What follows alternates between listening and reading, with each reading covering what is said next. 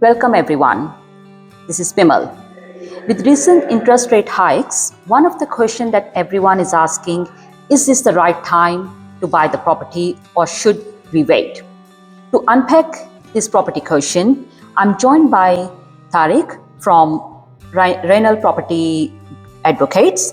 Tariq works Australia-wide with people who are buying their first home investment or through SMSF. Thank you, Tariq, for joining us. Welcome, Bimalji. Thank you very much for giving me the opportunity to explain a few things for your clients as well. Yeah, sure. So, Tariq, let's start with the more obvious question. We just see the interest rate hike recently. Yeah. Now, from that, what do you think? Is this the question that most of the people ask? Is this the right time to buy, or is it terrible? We just wait. Bimalji, it's a very interesting question, and I think interest rates hike can affect the borrowing capacity. It reduces the borrowing capacity. Sometimes, if the people who are looking to purchase the property, they are very tight with the budget, it can affect those kind of clients.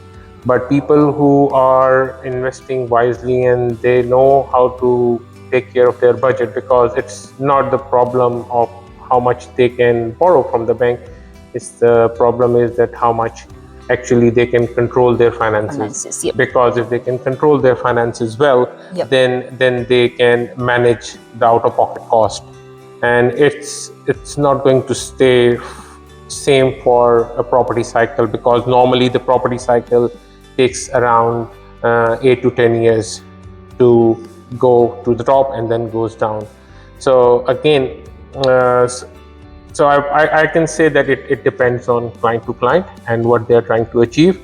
And if I'll give you an example of 1980 boom, Sydney median house price almost tripled from 1980 to 1990, despite the mortgage rates rising from about 9% to 17%. So that tells you exactly that interest rate has nothing to do with the rise of the property market. It's just like customer sentiments might change, but the property market is growing at its pace, because it is not driven by the interest rate, it's driven by other factors like supply and demand metrics. I actually remember that time, that rate hike. So really, buyers doesn't disappear.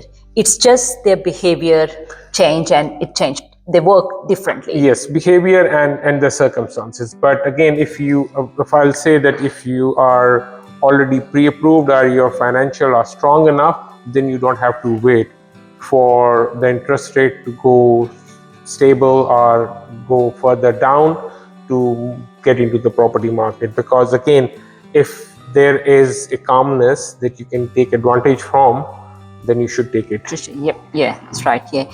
And the other big question is where to buy. Should I buy close to where I live so I can go and see the property, or actually I can buy where it's a booming market?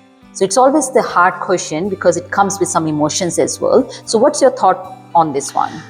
It is something that I can relate to personally as well. When I came to Australia, and I think I rented in an area, and then when I thought that now I can purchase my own property, so I was just looking around 10-kilometer radius.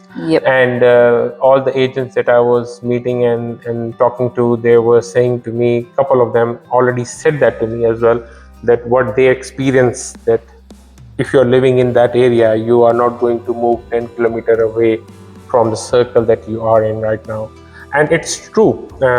Actually, when I bought my first property, and I had that thing in my mind, and I checked the distance, it was exactly 10 kilometers from where I used to rent. So again, it's purely what we used to our thought processes, but it has nothing to do with the investment.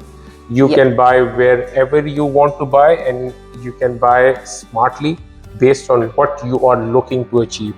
So it's not that if you buy within 10-kilometer radius, it's safe for you, because in most of the investors think that they can go and they can do a couple of maintenance themselves, job, and they take care of the property Yep. as well, and it's easy for them.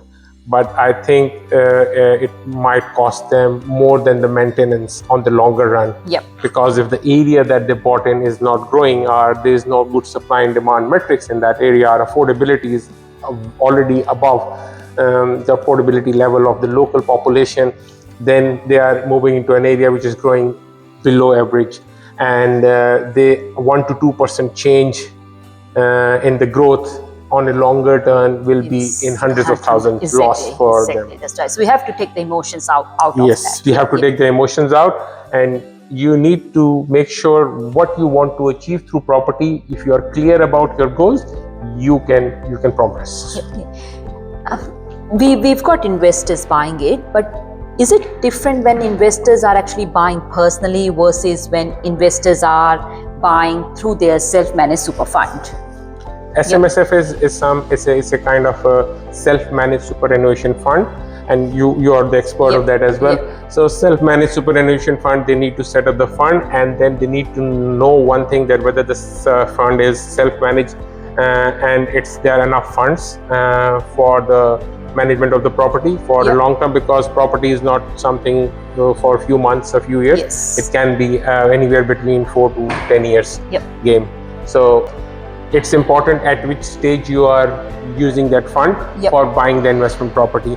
If you are close to your retirement age, you are not waiting for another 10 years for the property to grow as well. So you need to know to time the market is very important in this case, because if you can time the market properly and know that this area will give you above average or above 10 to 15% growth in the coming 2 years, and you can grow your super exponentially, then that is what the strategy for you. If you are buying your super SMSF property in your early 40s, then there's a different strategy. Then you can afford to be in an area which is again have a time horizon of above 7 years, and you know when you are going to sell it and then diversify it again as well.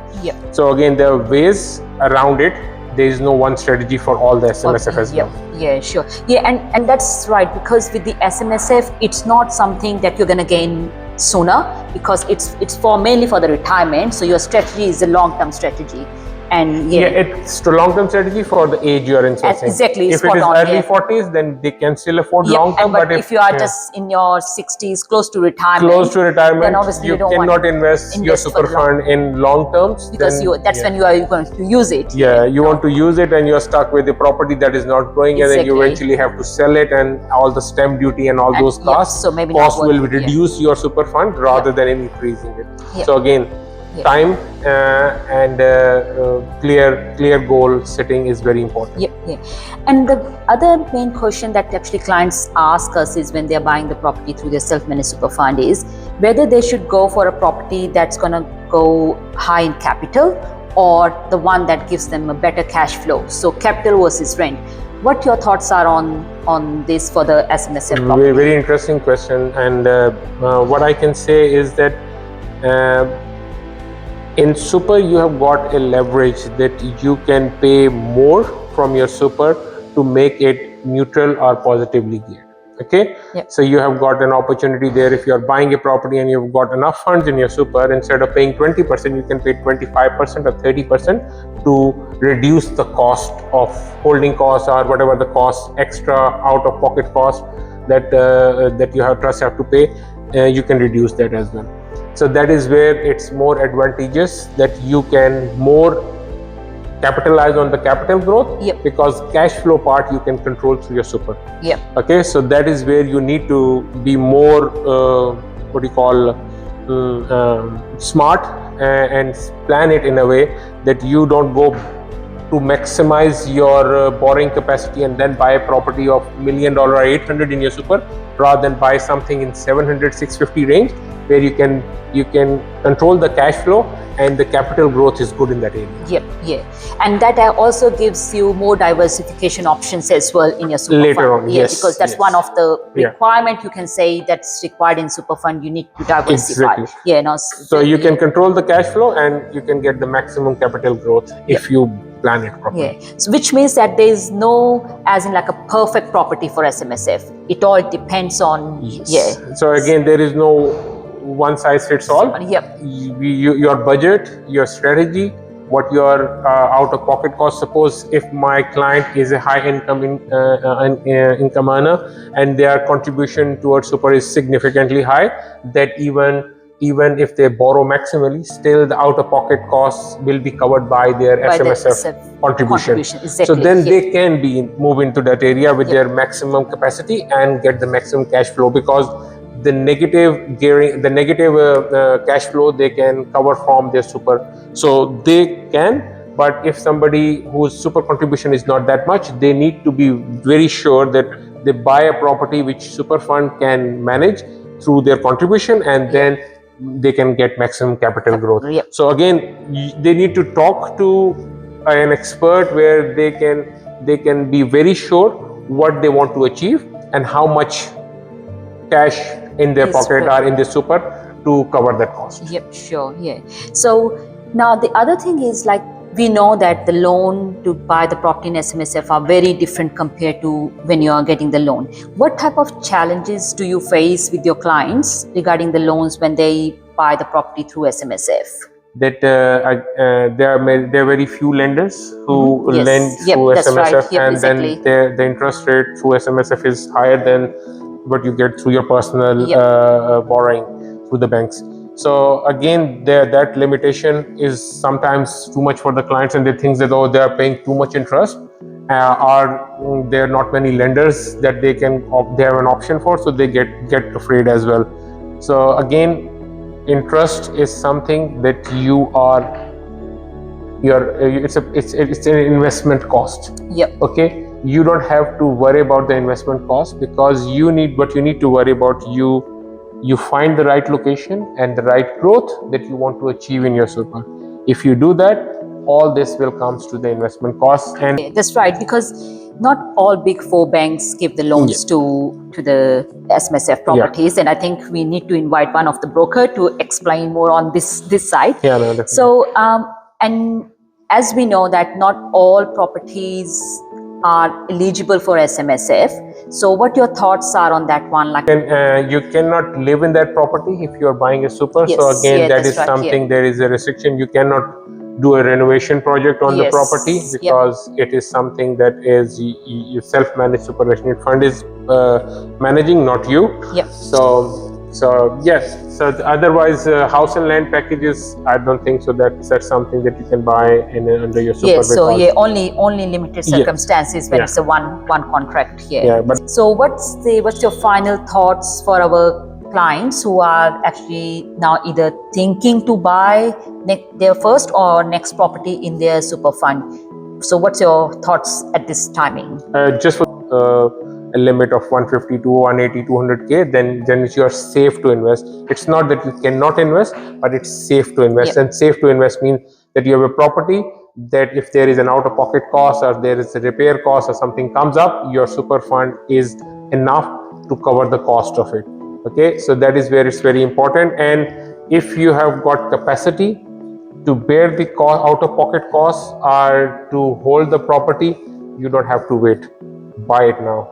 You have to be in it to win it. Yep, exactly. That's the whole thing. So we don't have to wait. So don't worry about the interest rate hike, because that's when I think you may get the bargain sometimes as well, because the people are worried, they are scared, and they are getting out of the market, which means that if you are in the market, you are at the right place. Yes, and again, timing sometimes is important, but time in the market is very important. So we help you to do both things. We time the market, so your timing in the market will be easier. Yeah.